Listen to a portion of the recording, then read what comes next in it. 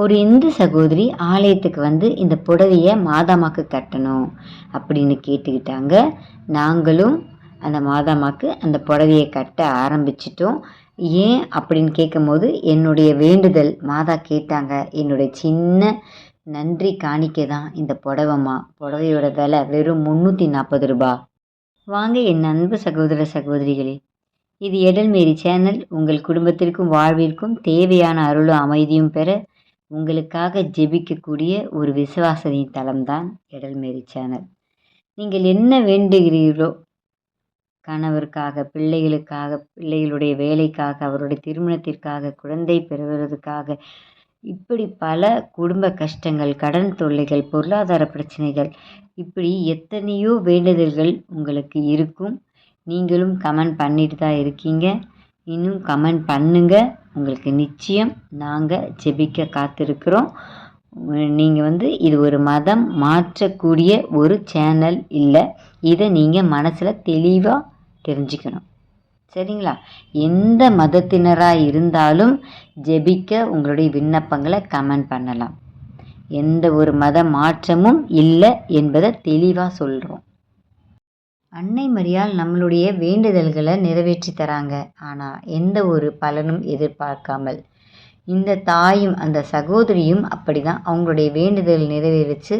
அவங்களுடைய சிறிய காணிக்கையாக அவங்களோட விருப்பத்திற்கு ஏற்றாது போல தான் அவங்க வந்து அந்த புடவையை காணிக்கையாக கொடுக்குறாங்க. அவங்க மட்டும் இல்லை, இதை மாதிரி எங்கள் பங்கில் மத்தியாஸ் பங்கு அசோக் நகரில் இருக்குது.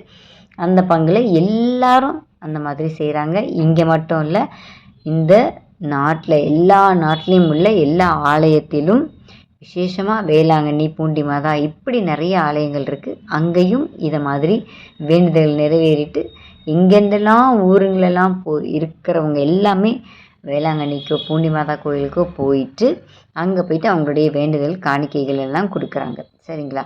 ஆனால் இதை எதையுமே மாதாம்மா கேட்கலை. அதை நல்லா நீங்கள் தெரிஞ்சுக்கணும். இப்போ இந்த நீங்கள் வீடியோ பார்க்குற நீங்களும் உங்கள் மனசுக்குள்ளே ஒரு வேண்டுதல் வைத்திருப்பீங்க. அப்படி ஒரு வேண்டுதல் இருந்தால் நினச்சிக்கோங்க. உங்களுடைய குடும்ப கஷ்டங்கள், தொல்லைகள், கடன் தொல்லைகள், இந்த மாதிரி நிறைய பேர் பேங்க் லோனு, எவ்வளோ பிரச்சனைகள் இருக்குது. குழந்தை பாக்கியம் வேணும். நிறைய பேர் இந்த புனித அந்தோனியார் வீடியோ போடும்போது நிறைய பேர் அவருடைய வேண்டுதல்கள் பார்த்தேன். எல்லாருக்காகவும் நான் ஜெபிச்சுக்கிட்டு தான் இருக்கேன். ஒவ்வொரு நாளும் காலையில் எழுந்திரிச்சு 4 மணிக்கு எழுந்திரிச்சு உங்களுடைய விண்ணப்பங்களுக்காக ஜெபிக்கிறேன். இனியும் ஜெபிச்சுட்டு இருப்பேன். எப்போவுமே என்னோடய ஜெபத்தோடு சேர்த்து உங்களையும் நான் நினைவு கொண்டு தான் இருக்கேன். இப்போ நான் உங்களுடைய வேண்டுதல்கள் நினச்சிக்கோங்க. அன்னை மரியா கிட்ட ஒரு பரலோக மந்திரம் 3 அருளிருந்த மாதிரியே சொல்ல போகிறேன். அதை சொல்லி முடித்து ஜெபத்தை முடிக்க போகிறேன். உங்களுடைய வேண்டுதல்களை நினச்சிக்கோங்க. என்னோட சேர்ந்து ஜெபிங்க. வாங்க இப்போ நம்ம ஜெபத்துக்குள்ளே போகலாம். அன்பு அன்னையே, இதோ இந்த நேரத்தில் இந்த யூடியூப் மக்களுக்கு அவர்களுடைய குடும்ப தேவைகளுக்காக, குடும்ப சமாதானத்திற்காக, அவருடைய வேலைகளுக்காக, கடன் தொல்லைகளுக்காக, குழந்தை பாக்கியம் பெறுவதற்காக, இப்படி பல்வேறுபட்ட பிரச்சனைகளிலிருந்து அவர்களுக்கு விடுதலை பெற நாங்கள் உம்மிடம் ஜெபிக்கிறோம். எங்களுடைய வேண்டுதல்கள் எல்லாவற்றையும் உம்முடைய பாதத்தில் வைக்கிறோம். நீங்கள் எங்களுக்காக ஆண்டவராகிய இயேசு கிறிஸ்துவிடம், திருமகனாகிய அவரிடம் எங்களுக்காக பரிந்து பேசுவீராக. பரலோகத்தில் இருக்கிற எங்கள் பிதாவே, உம்முடைய நாமம் அர்ச்சிக்கப்படுவதாக. உம்முடைய ராஜ்யம் வருக. உம்முடைய சித்தம் பரலோகத்தில் செய்யப்படுவது போல பூலோகத்திலும் செய்யப்படுவதாக. எங்கள் அனுதின உணவை எங்களுக்கு இன்று அளித்தருளும். எங்களுக்கு தீமை செய்தவர்களை நாங்கள் பொறுப்பது போல எங்கள் பாவங்களை பொறுத்தருளும். எங்களை சோதனைக்கு உட்படுத்தாதேயும், தீமையிலிருந்து எங்களை விடுவித்தருளும். ஆமேன். அருள் நிறைந்த மரியே வாழ்க, ஆண்டவர் உம்முடனே பெண்களுக்குள் ஆசிர்வதிக்கப்பட்டவள் நீரே. உம்முடைய திருவயிற்றின் கனியாகிய இயேசுவும் ஆசிர்வதிக்கப்பட்டவரே. அச்சிஷ்ட மரியாயே, சர்வேசனுடைய மாதாவே, பாவிகளாய் இருக்கிற எங்களுக்காக இப்பொழுதும் எங்கள் இறப்பின் வேளையிலும் வேண்டிக் கொள்ளும். ஆமேன். அருள் நிறைந்த மரியே வாழ்க, ஆண்டவர் உம்முடனே பெண்களுக்குள் ஆசிர்வதிக்கப்பட்டவள் நீரே. உம்முடைய திருவயிற்றின் கனியாகிய இயேசுவும் ஆசிர்வதிக்கப்பட்டவரே.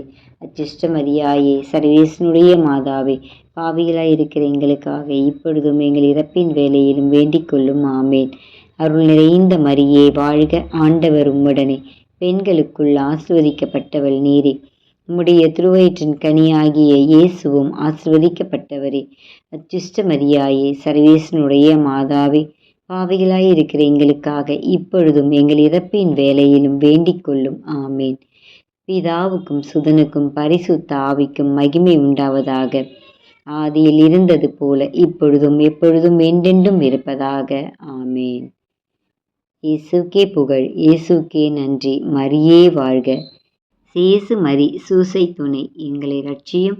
அச்சிஷ்ட சிலுவை அடையாளத்தினாலே எங்கள் சத்துருக்களிடமிருந்து எங்கள் ரட்சித்தருளும். எங்கள் சர்வேஸ்வரா பிதா சுதன் பரிசுத்த ஆவியின் பெயராலே. ஆமேன்.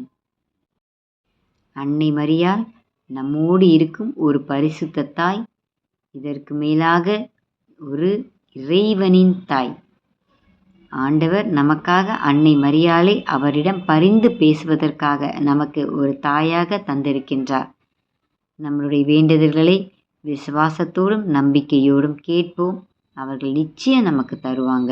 நமக்கு கேட்குற விண்ணப்பங்கள் நல்லதுன்னா நிச்சயம் கிடைக்கும். சரிங்களா? கொஞ்சம் காலதாமதம் ஆனாலும் அதை பற்றி நீங்கள் எந்த கவலையும் பட வேணாம். அந்த நம்மளுடைய குறை நிறைகளை நிவர்த்தி செய்யக்கூடிய அன்னையிடம் பரிந்து பேசினால் நமக்கு நிச்சயம் நடக்கும். நம்புங்கள், விசுவசியுங்கள். இதுதான் ஒரு கிறிஸ்தவருடைய வாழ்க்கை. ஒரு மனிதன் இறைவன் மீது வைத்துள்ள நம்பிக்கை. ஜெபம் எப்பொழுதும் நமக்கு வீணா போகாது.